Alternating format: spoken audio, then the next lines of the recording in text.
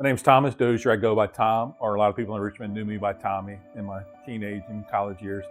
I'm on the board of the Virginia Council of Problem Gambling, which is VCPG. I've been on that for a couple of years, work closely with the members there.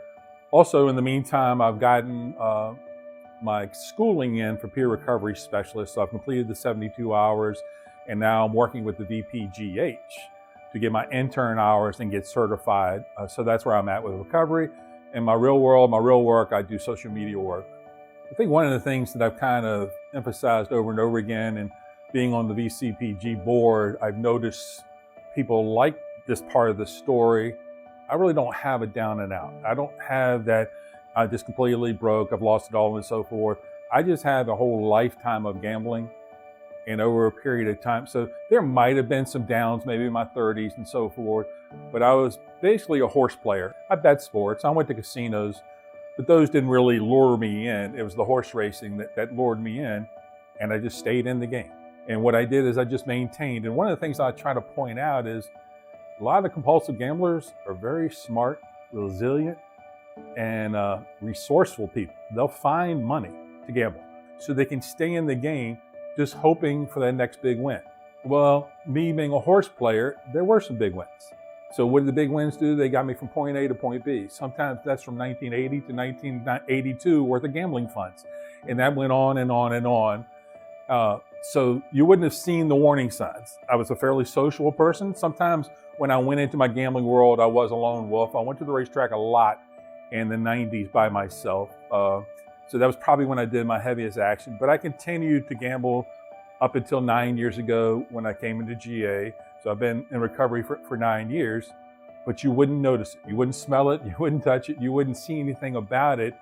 I just finally got to the point where it was starting to affect me mentally and physically, and I recognized that. What I say about that is when I came into the program, they said, well, what brought you into the program? What brought me in is I was drained. I was actually physically and mentally drained. So as I thought about doing something about it, I was online, and it's funny, the place happens to be here. It's Williamsville Wellness up in Hanover County. And I saw a video and it said, are you sick and tired of being sick and tired? And I go, that's it. I went to my first meeting. It was an open meeting, which means drinking, drugs, everything, every other compulsion you can think of. And I didn't hear a lot of stories like me. One person in that room was a gambler who reached out to me, told me to come to tomorrow night's meeting. I said, I already was. You'll recognize your story. I came to the meeting on Wednesday night. I did recognize it. There always appears to be somebody out of the blue. And we talk about it in the program, if you go through Gamblers Anonymous or any other program, there's usually a higher power involved. And I would say, I'm not gonna curse here, but I'd say that's some higher power stuff right there working. He just approached me and said, come to the next meeting. I was already, but I needed that reassurance because I walked out of there going, I don't recognize this. And these are a bunch of losers in this room. Till, like I said, the next night I go to a meeting and go, oh, wait a minute, I am one of those losers. That's me. And the sooner you get over all that, the better off you be. So there was always somebody out of the blue that would just reach out to you. The second thing is I started looking at people in my life, like my wife, like my father, and I knew I appreciated them for some reason, but I never appreciated the fact how well they took one day at a time. And you see it on bumper stickers, you hear people repeat it, there's plenty of sayings in GA and other recoveries, and you think they're corny, but you go, no, they take it one day at a time. That's the right way to take it. I just like for people that are experiencing something, no matter what it is. It could be gambling, it could be drinking, it could be anything, but I'm just going to relate to gambling because I can only tell the stories I know. If you're dealing with something, get to somebody, get to an expert, call a line, do some research, but just listen. Just sit and listen for a little bit.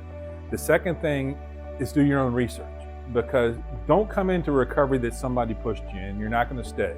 Don't do it for somebody. You have to commit to it yourself, to do your research before you come in, whether it's GA, whether you need to see a clinician, whether you need to go to an inpatient. No matter what it is, do your research before you do it. Find out about it. And then once you get there, you do have to admit a few things that you don't want to admit, but it's not as big a deal as you think it is. It's either I'm powerless over gambling, I can't do this anymore.